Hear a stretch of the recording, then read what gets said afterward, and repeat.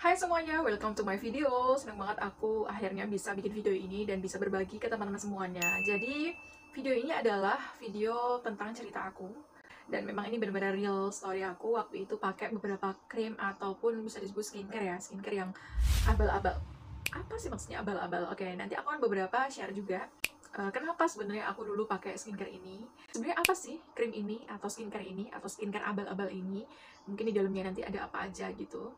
Terus juga ciri-ciri dari krim abal-abal atau skincare abal-abal itu kayak gimana. Dan yang terakhir, efek ataupun dampak yang sebenarnya aku rasain waktu itu. Sebelumnya mohon maaf, aku tidak akan share nama dari skincare ini apa, PT-nya di mana. Ya kalau ada PT, kalau enggak. Jadi aku nggak akan share ini nama produknya itu apa, belinya di mana, aku juga nggak akan share. Jadi ini memang hanya dari cerita aku aja, dan sorry banget kalau misalnya ini nanti akan random ceritanya kayak gimana, karena emang ini aku bikinnya juga apa ya berarti ya, pengen bikin, cuman ada rasa kayak takut, ada rasa kayak malu juga sebenarnya sih. Cuman aku nggak pengen teman-teman yang lain itu ngerasain apa yang aku rasain waktu itu, karena kesalahan diri sendiri yang akhirnya milih skincare itu salah, dan efeknya juga ke diri aku, dan bener-bener malu banget sih. Nggak cuman untuk dari fisik aja, jadi dari segi mental juga ngerasain juga gitu.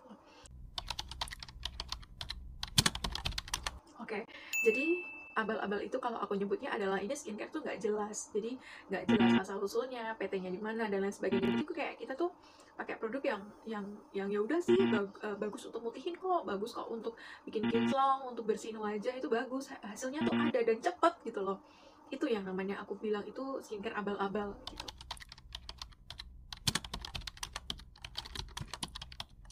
Ya siapa sih cewek yang nggak pengen cantik, nggak pengen mulus kulitnya, nggak pengen kinclong, glowing ya, apalagi ya pokoknya putih kayak gitu dan cepet gitu hasilnya kelihatan gitu kan. Dan ya termasuk aku, akhirnya aku tergiur juga untuk mencobanya dan kepo-kepo ke e-commerce juga, cari skincare yang bisa mutihin, yang bisa bersihin wajah, kinclong, dan banyak sekali testimoni yang ada di situ. Ya yang membuat akhirnya aku percaya adalah dari testimoni itu beberapa produk juga dia hasilnya bagus, terus juga cepat bersihin, kinclong juga putih, tone-nya juga naik. Sebenarnya aku produk skincare nggak cuman satu dua aku coba waktu itu, dalam waktu kurun 3 tahun belakangan ini. Jadi ada beberapa produk yang memang aku pakai, yang memang aku carinya itu di e-commerce. Sebetulnya ini karena memang waktu itu aku kurang teredukasi dengan baik ya, belum belum baca review banyak dokter atau mungkin beauty vlogger. Karena emang sekarang beauty vlogger juga banyak yang nggak jujur juga sih sebetulnya. Itu pendapat aku pribadi sih. Ibaratnya hanya ngiklan aja yang akhirnya, oh ini bagus tertarik beli ini, oh ini bagus tertarik beli ini. Jadi ini pengalaman aku teman-teman, jangan sampai teman-teman itu percaya beauty vlogger yang hanya ngiklan doang tapi tidak bisa mempertanggungjawabkan apa yang dia omongkan gitu. Dan aku belajar dari situ, semoga apa yang aku share ini ibaratnya emang dari benar-benar cerita aku, dan produk-produk yang aku pakai dan aku bikin video itu emang yang aku pakai juga kesehariannya. Jadi nggak cuma aku iklan aja udah selesai gitu, nggak aku pakai, enggak gitu. Jadi skincare yang disebut abal-abal ini adalah skincare yang komposisinya paling banyak adalah menggunakan yang namanya hydroquinone dan juga mercury. Hydroquinone ataupun mercury ini teman-teman semuanya beneran harus hati-hati banget ya, harus lihat komposisi ini produk tuh apa aja. Nah kalau ada ingredients yang seperti itu tapi rata-rata nggak akan ditulis ya, nggak akan ditulis, nanti aku akan share ya ciri-ciri produk abal-abal itu kayak gimana. Jadi produk yang ada hidroquinonnya dan juga merkurinya ini beneran bikin rusak di kulit, di wajah, di badan kita. Karena yang rasain nggak cuma permukaan kulit aja, tapi bakalan ngefek ke yang lain. Nah, sebenarnya merkuri dan juga hidroquinon itu apa sih? Dari beberapa sumber yang aku baca, yang aku pelajari, yang aku lihat, ya dari dokter-dokter juga, ya menyampaikan bahwa hidroquinone itu adalah obat untuk mengatasi hiperpigmentasi pada kulit, yaitu kelasma, melasma, dan juga flek hitam. Ini biasanya terjadi karena kita nggak pakai sunscreen hingga akhirnya muncul flek-flek hitam. Selain itu, penyalahgunaan hidroquinone. So, hidroquinone bisa nggak sih digunakan? Bisa, tapi harus dengan resep dokter dan hanya untuk jangka pendek. Dan penggunaannya cuma 2-5% aja. Kenapa nggak boleh digunakan dalam jangka panjang? Karena akan memicu kanker dan penyakit berbahaya lainnya. Dan girls, ingat nggak kasus-kasus ini? Kulit yang muncul stretch mark seperti ini, dan ternyata setelah dokter menyampaikan ini bukan stretch mark yang biasanya ada di ibu-ibu hamil, tapi adalah penyalahgunaan steroid yang akhirnya memunculkan guratan-guratan merah seperti tadi. Biasanya steroid ini ada di lotion dosting untuk memutih kulit yang disalahgunakan tanpa resep dokter. Dan ini adalah skincare abal-abal yang pernah aku pakai. Kenapa aku nyebutnya abal-abal? Karena dia tidak punya 5 indikator untuk sebuah skincare yang aman. Apa aja nanti aku akan bahas. Ini adalah rangkaian body care dan juga face care. Ada sabun, lotion, exfoliating toner, night cream, day cream, dan juga TCA gel. Biasanya produk abal-abal itu cara pakainya belibet, harus ini, itu, dan sebagainya. Aturannya pakainya tuh banyak banget. Selain itu, aroma atau wangi dari si produk itu menyengat banget, kayak obat-obatan gitu. Warna dari si produk itu biasanya mencolok, sedangkan teksturnya cenderung ke lengket dan juga kental. Penyimpanan dari skincare abal-abal sendiri biasanya minta untuk disimpan di kulkas. Kalau kata yang jual sih biar awet. Dan ternyata ini beneran kejadian di aku. Ini produk nggak aku simpan di kulkas dan akhirnya berubah warna. Pada saat aku beli, kesemuanya produk itu belum ada BPOM-nya. Tapi kalau sekarang sepertinya udah ada sih beberapa produknya, tidak semuanya. Yang pertama, dia mereknya itu nggak jelas teman-teman gitu. Memang sekarang sih banyak banget produk yang bermunculan ya, terus akhirnya ada merek ini dan lain sebagainya, tapi ini produk tuh nggak ada mereknya, jadi kayak polosan gitu aja. Contoh kayak gini nih, jadi produk ini lotion, ya lotion, cuma dia nggak ada mereknya. Kalau misalnya ada mereknya kan, contoh misalnya kayak merek Orda atau Marina atau apa yang lain gitu kan, yang memang sudah familiar kita tahu gitu. Tapi ini nggak ada nih polosan kayak gini nih. Jadi dia cuma ada lotion dusting. Nah, ini sering banget aku temuin di e-commerce dan banyak banget yang beli gitu kan. Perasaannya aku tuh kayak gitu. Kenapa banyak yang beli? Padahal ini polosan kayak gini guys, teman-teman. Jadi itu nggak ada mereknya sama sekali. Nggak ada mereknya. Ini. Kemudian yang kedua, selain dia nggak ada mereknya, dia nggak ada PT atau diproduksi oleh siapa, apalagi didistribusikan oleh siapa, nggak ada. Polosan kayak gini nih produknya, nggak ada PT ataupun nggak ada didistribusikan oleh siapa. Jadi harus hati-hati teman-teman. Dan yang ketiga, itu adalah tidak ada BPOM-nya. Guys, BPOM, Badan Pengawasan Obat dan Makanan, adalah salah satu bentuk badan yang memang dia itu mengawasi obat dan makanan, yang akhirnya kode BPOM-nya ini bisa menjadi indikator kita untuk bisa menentukan skincare ataupun produk yang aman, makanan ataupun kosmetik ya, untuk kita konsumsi, untuk kita pakai. Jadi kalau misalnya nggak ada BPOM-nya, sudah deh, nggak usah. Dan kamu bisa ngeceknya di mana? Jadi ngeceknya di sini. Ada namanya, kamu cari aja kliknya di Google, cek BPOM, dan akhirnya kamu bisa nemuin situ. Di produk kalau misalnya dia ada BPOM-nya, jelas ya. Contohnya, produknya seperti ini. Aku akan kasih contoh. Ini produk dari Madame G. BPOM-nya berapa, kodenya, sudah ada semua. Yang keempat adalah, dia produk atau skincare tidak ada yang namanya expiry date-nya. Tanggal kadaluarsa dan juga tanggal produksi itu penting bagi sebuah produk, baik makanan ataupun kosmetik. Ya, yang namanya kita pakai, nggak mungkin dong kita pakai, oh udah ada jamurnya, jangan-jangan udah kadaluarsa, padahal nggak ada tanggal kadaluarsanya. Hati-hati guys. Oke, dan yang terakhir, yang kelima adalah ingredients yang jelas. Komposisi. Komposisi ini penting, kita tahu dia di dalamnya itu ada apa aja. Ibarat kita makan, yang muslim, mohon maaf sebelumnya, kalau misalnya dia ada daging babinya, kan nggak boleh. Kita tahu dari mana? Ya dari ingredients. Komposisinya apa di dalamnya ini. Nah, rata-rata komposisi produk yang dia itu nggak jelas, dia akan polosan kayak gini nih.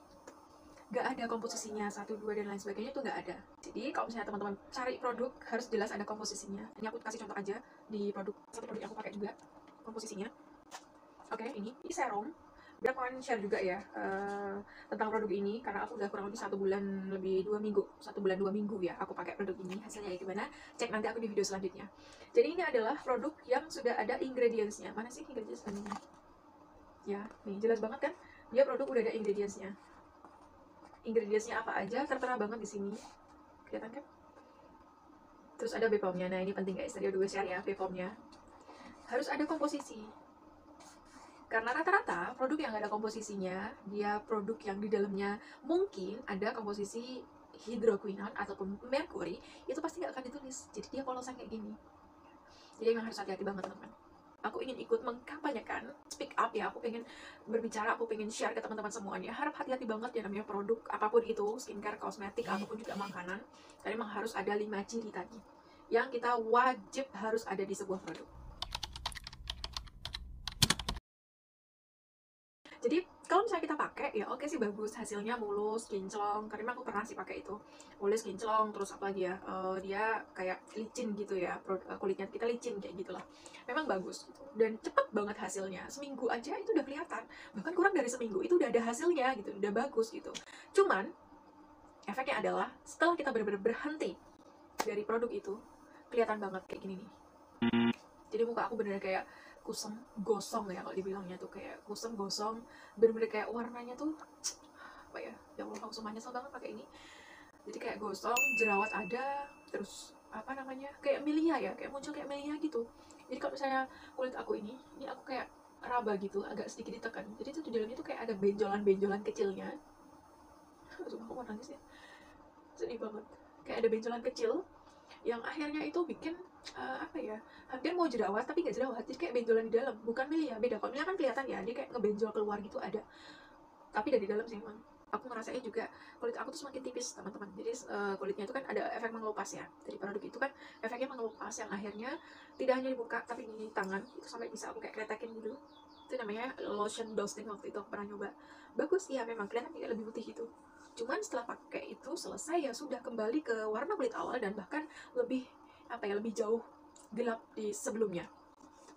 Jadi kayak kulitnya tuh kayak ngelupas ya kan, ngelupas terus kayak ketarik gitu. Kalau cuci muka, habis cuci muka terus ketarik kayak gitu, dan perih. Itu benar nggak suka banget, perih guys, karena dia efeknya kayak ngelupas gitu. Terus aku cuci muka pakai produk itu lagi, perih lagi. Apalagi kan aku suka yang namanya makeup kayak gini, pakai makeup art juga, yang sering ngebersihin muka. Nggak akan mungkin yang namanya pakai produk seperti itu bikin muka itu ngerasa kayak perih dan segala macem, bikin ketarik kayak gitu. Itu benar-benar nggak nyaman.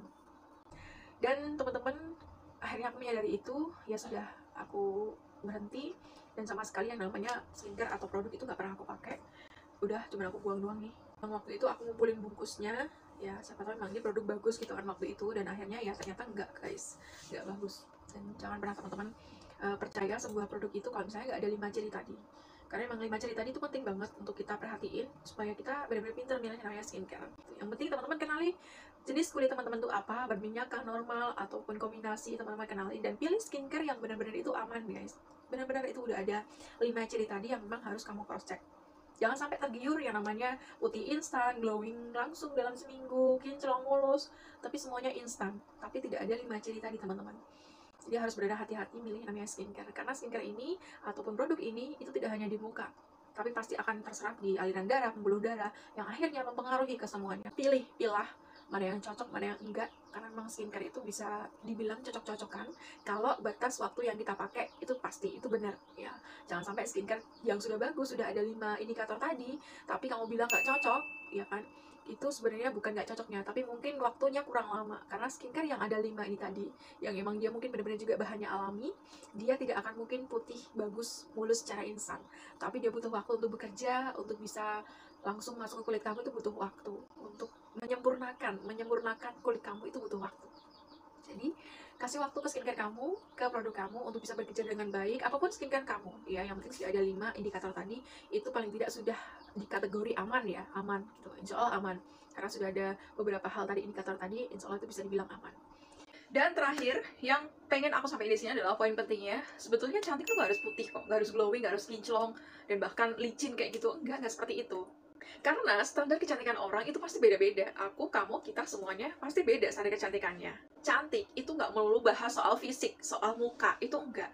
Dari cara kita bicara, cara kita bersikap, cara kita berpikir bahkan, itu bisa loh menunjukkan bahwa kamu itu cantik. Kalau menurut aku, cantik yang sesungguhnya itu adalah cantik apa adanya diri kamu, cantik apa adanya warna kulit kamu. Dan cantik yang sesungguhnya itu adalah cantik bagaimana kita bisa menghargai, kita bisa mensyukuri apa yang udah Tuhan kasih ke kita. Salah satunya adalah dengan cara kita merawat diri kita. Pakai skincare sesuai dengan kebutuhan kulit kita, sesuai dengan budget kita juga, dan yang paling penting adalah aman ya, aman. Ini penting banget. Nah, buat kamu yang sekarang masih berproses atau masih pakai namanya skincare abal-abal, please stop it. Berhenti sekarang juga. Sebelum kamu benar-benar menyesal dan kecewa banget udah pakai produk skincare abal-abal. Kalau misalnya kamu masih berpikir bahwa